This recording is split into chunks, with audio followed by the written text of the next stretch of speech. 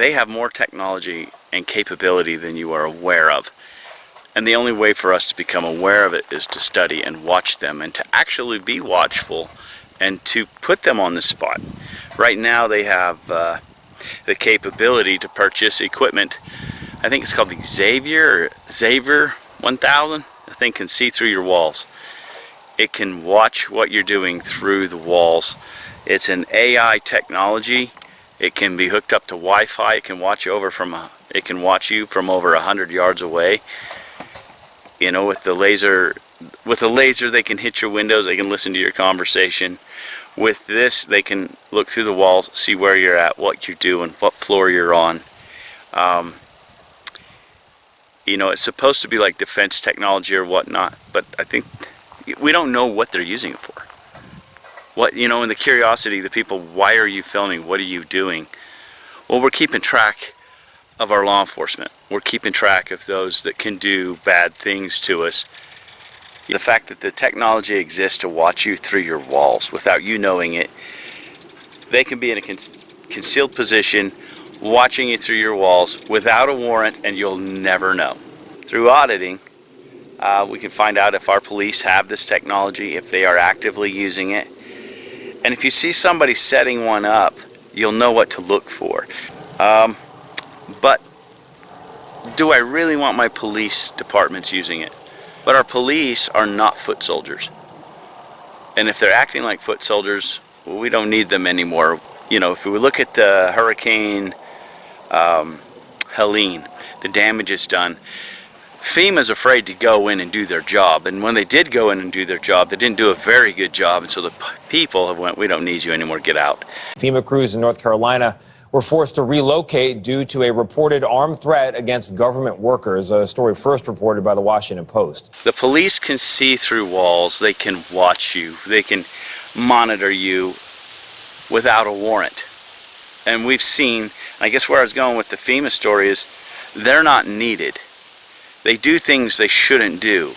And because of their track record, nobody trusts them anymore. We've lost trust in our government agencies, and that's a blanket statement, but it doesn't really, it's not the totality of the situation, right? But do you really trust your cops? I mean, that's a personal question. Some people do, some people don't.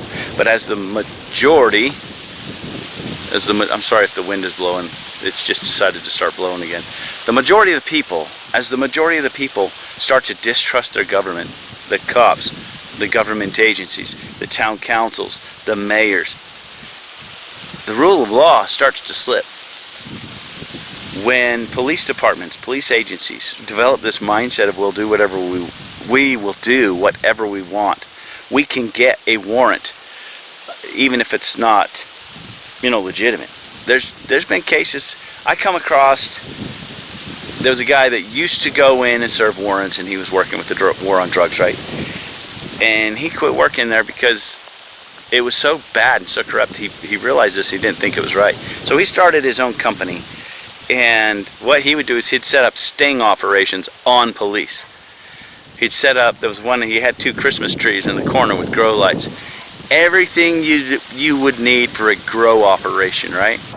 After we set the trap house, it was the cops' job to do a proper investigation, and had they investigated properly, they never would have raided the house. The information obtained by this operation was used to prove that the Odessa Police Department lied on affidavits used to obtain search warrants and eventually freed Yolanda Madden. Tonight, Yolanda Madden is a free woman, and she says...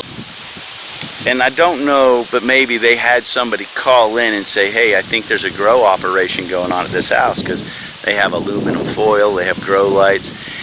Nobody's living there, but the power is being used a lot, you know, and the cops got a warrant. They went in, and as they went in, this place was filled with video cameras filming them, and a shirt on the wall saying, you guys have been had, this is a sting operation, because the warrant that they obtained was obtained under, I don't know, it's the fruits of the poisonous tree kind of a thing, where the way they obtained their information was illegal, and they had went in and busted lots of people I don't know if they busted them. I don't know the whole story on it. But the fact is, these police were coming up with warrants based on hearsay, based on rumors, based on, you know, and they had no solid evidence. That they did not meet the requirement of probable cause, you know.